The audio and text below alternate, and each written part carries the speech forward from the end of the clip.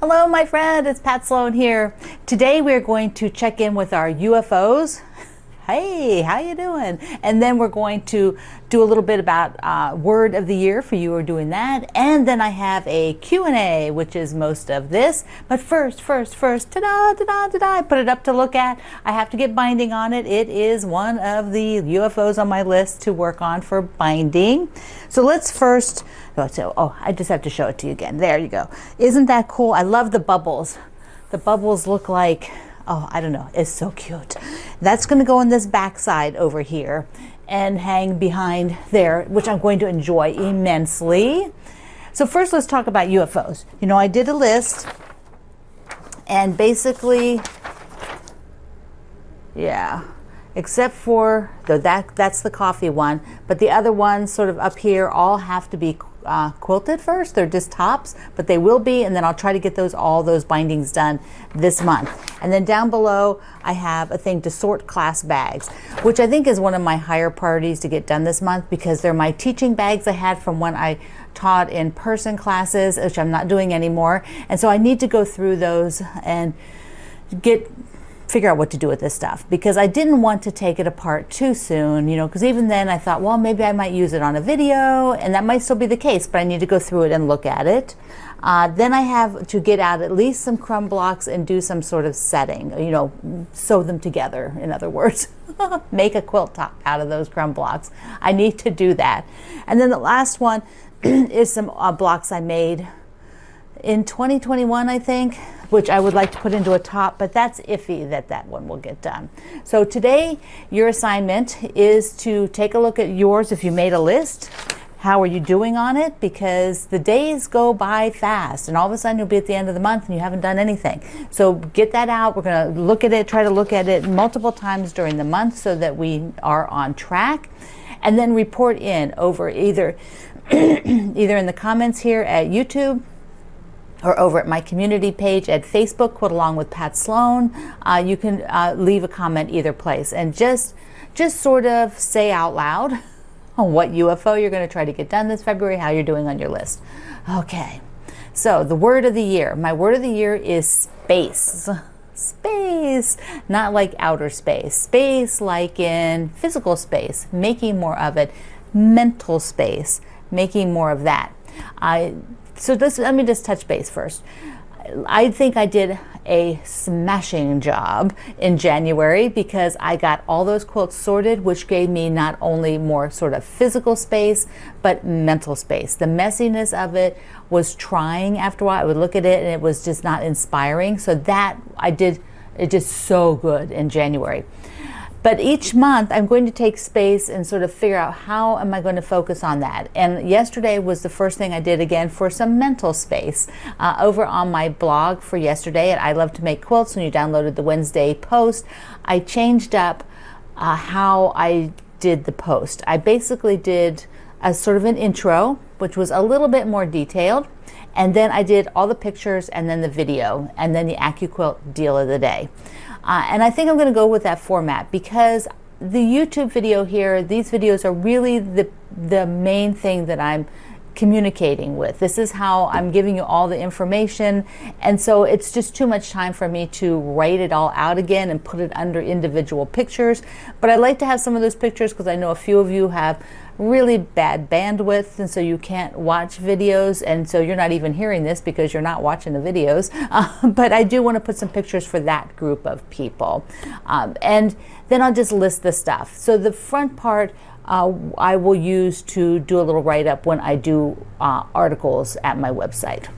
Okay, so for space, that is probably it for February. I don't know. I will do a little bit more with the quilts, because I do have a group of them that are ready to go to my friend, and then another group that are possibly going somewhere else. I'm waiting to hear from those people, whether they can use them or not for their charity work. And then I might grab a few more out.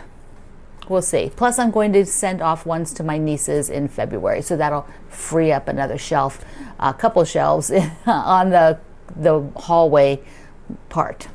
Okay, so if you have a word for a year, you can tell me about that in the comments here at YouTube or over at my Facebook group. You know, tell me what your goals are, how are you doing with it, Are you living your word? I hope to maybe journal a little bit about my word. I haven't done that yet. I just didn't want to focus on that in January. So in February I might. I'm thinking about it. Okay, I want to do a mail call first before we do some Q&A. So I want to do a mail call before we do the Q&A, questions and answers. This is from Michelle in Utah. She sent me a beautiful note in this card. Look how sweet those girls are having tea. I love it. And some beautiful, beautiful scissors. Look at them. Mwah. Thank you so much. All right, Q&A. This is just random, my friends, very random. So first thing is people notice when especially whenever I do the tour and show you the quilts hanging in my home, people will say, how do you hang those quilts without any curtain rods? What are you doing? So first of all, here's a picture of a corner of one of the quilts on the wall, because what I'm using are pins, just straight pins. And I can hang a decent sized quilt like that with several straight pins. So like in the staircase that goes up, I can get some pretty big quilts in that area, and I do them all with pins. These are super nice, but they're so tiny. And honestly, look at them. They are so tiny. I can't really hold those very well to push them in because the wall board is, not so, it's difficult. These are also a little bit smaller, but I end up really just using regular size pins like this.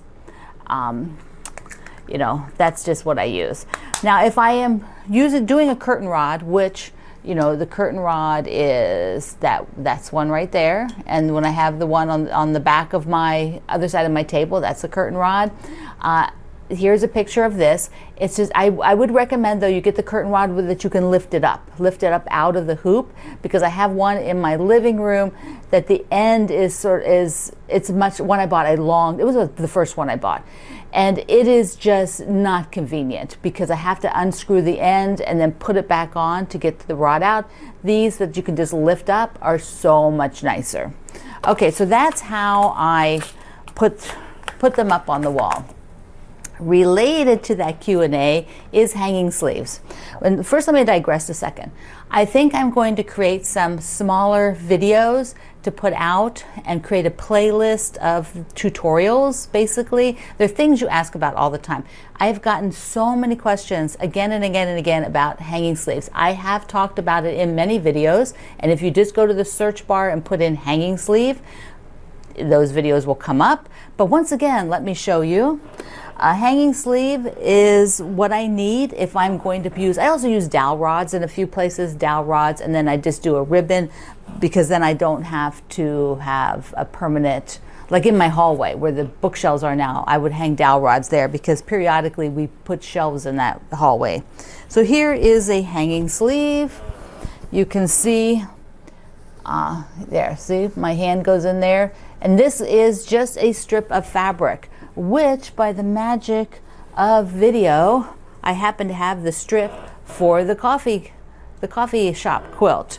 So this is just a strip of fabric, and it might be 4 inches wide, 5 inches wide. I really don't, anything like that will work. I just use a single strip because I'm hanging them in my home where I know the rod is not greasy and dirty. I will just then fold under, so this is the part, I fold this under because that's the bottom edge, which will get whip stitched down to the backing, and the top edge will get sewn into the binding, just like this one. You see, the top edge is sewn in when I do the binding, and then down here is the bottom edge that's turned under. Now, if you are sending quilts to a show, you might want to double them over. That's what a lot of people will do. So if this was wider, you could double it over. See, these are full. You just do it in half, and then you leave this end open. You leave that end open so the rod can go inside, and that way if it's dirty, it's on the rod and not on your backing of your quilt. So that is what people do who send things to shows, or you hang them in your guild, because those are often not, they might not be in the best shape. So so you want to take care of your quilt. That's That's the number one thing, is for your quilts to be taken care of. So that's, and you know, tell me if you like the idea of these shorts.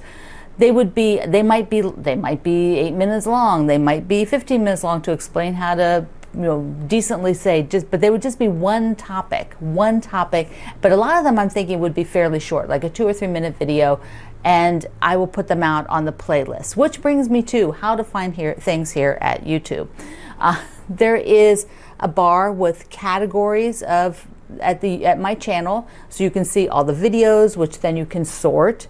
You can search on the little magnifying glass, just like all the other places in the internet. That's what that means. You search. There's also the playlist, and there's the community tab. So the playlist is where nobody else, me, I have to physically tag the video for a playlist, like the Secret Lives of Color. I've tagged all the videos so that you can see them in order. The community page is like a post. And then I put a picture and I say something and I put that up there. It might remind you to go watch the video. It might just be something extra that's been happening that I'm doing during the day. So if you have not explored how to look at the YouTube channel, it's super important. And while you're there, please subscribe. Then we can be friends. Okay, what else? Oh, this is a biggie. This is a biggie. How do you pronounce these? I can't believe how many people wrote and said to me that I was pronouncing it strange. I guess would be the nice way to say it. Not wrong, just different. But I'm actually pronouncing it the correct way, and you aren't. So there. It is pronounced, these are gummies. If you learn to eat them in Germany, you pronounce them that way. Apparently, a lot of you pronounce them like you're chewing gum, like a gummy. But that's not how they're pronounced. They're gummies. So there you go. It just didn't even occur to me, because I hear all of you pronounce it the other way, and I'm just like, well, you just don't know, do you? Okay, so speaking of seams, was I speaking of seams? No, I was speaking of gummy bears. But speaking of seams, several of you asked, like, what do you do when, like, particularly I have this, you notice it's not quite done. Oh, here's the backing. Here's the back. This is the hearts. This is from the hearts, the leftovers that I made into the star runner, which is almost done. And here's the backing where I put, I just sewed all these light layer cake squares together, and then partial ones that I had left, and then part of my harmony back that was left over from trimming. But anyways, I'm doing the binding scrappy using all the pieces, and like on the heart one, all 3 of the 4 I had to stop and modify the binding so I didn't get the seam at the corner. This table runner, I only had to do it to 1 of them, so I'm like, yes. But what does that mean? So like, here's a seam, right? I don't want this seam here at the corner. So what that means is, as I'm sewing, because with this much choppiness, it is too much trouble to figure it out in advance. It's just much easier to fix it as you come to it. So if I'm about right here, getting to the end, and I see a seam that's good, I can now lay it out and see, oh my gosh, it's gonna hit at the end. So I stop out here, back stitch, trim the binding, and then re-sew the pieces together. I'd make a cut in it, you know, shift it a little bit so that it's not near the end. And that's what I probably did on this one, because you see how close it is? You know, if I hadn't trimmed it, it would have been right at the end. So that's how I handle that. It's just really easy to fix it while you're working. It doesn't take but, you know, a minute to do that, if that. What else do we have? Ah, this is a good one. Recycling old pins, whether they're machine pins, like working on my Solaris here, my Baby Lock Solaris, or hand needles, or straight pins that you've bent, you know, whoops, any of these that you might have bent, just flung a needle on the floor. Okay, those go in a old medicine, you know, aspirin bottle, any kind of medicine bottle. I just, you know, I just put them in there. And I must have gotten rid of one recently. When we get rid of them, we do take like some tape, like duct tape or something, and tape the lid shut on it so that it doesn't, these, you know, they really don't pop open, but just in case. How do I get rid of old blades? Apparently I threw those things out recently, so I don't have any to show you with the old blade, but I take the blade holder, I write old on it, and then I just put the old ones in here. When it's full, once again, we'll tape it up and then just throw them out. That's how I do it. If you have a different method, leave it down in the comments so everybody can see.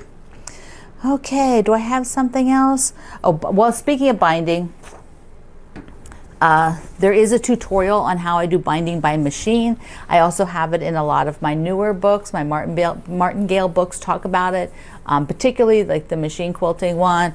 But there's a tutorial I have with different video pieces clipped in at my website. So you can see the link down in the description box. And that's the other thing, navigating here. So many of you write and ask me where things are that I talk about when they're all in the description box. Or if I do a web post that day, they're at the website. So if you've never looked for the description box, try it, because you're missing all the information. I can't pin that much information to the first comment. I can pin a lot of it, but YouTube doesn't allow me to put, you know, this much stuff in that first comment. They tend to delete it. I think it has too many links. They think it's spam. All right, so the two more things. One is a Q&A, and then another thing I want to show you. So there's a couple questions that ask me, how are my plants doing? They're doing wonderful, and they mean indoor plants. How are my indoor plants doing? I have 3 indoor plants at the moment. My lighting in my home is kind of interesting. We have a lot of windows, but a lot of them don't get a good lighting. Like the front of the house downstairs is under the porch, so you know, it's not a lot of light comes in there. For some reason, my kitchen, the direction it faces, there's not a lot of light, so this room gets the most light. Greg's office does too, but he doesn't want my plants in his office. So here is one picture of one of the plants, and I actually just ordered a small stand to put in. It's not too big, it's probably about that wide, and like 3 shelves, and I'm going to try it out in front of the slider on the side that we don't go in and out of, and see how that works. I figure if it doesn't work, I'll put it on the front porch and use it there. I also had to order black, which I did not want. I wanted white because everything is white. But the white ones are, I guess they sold out, and it's not like April or May till they come in, and I'm like, I'm not waiting that long. So if I really like it and I still want a white one, I will get that later on in the year. Okay, and the last thing is my beautiful cross stitch progress. Look. I am so proud of this. I am so excited. It actually goes this way.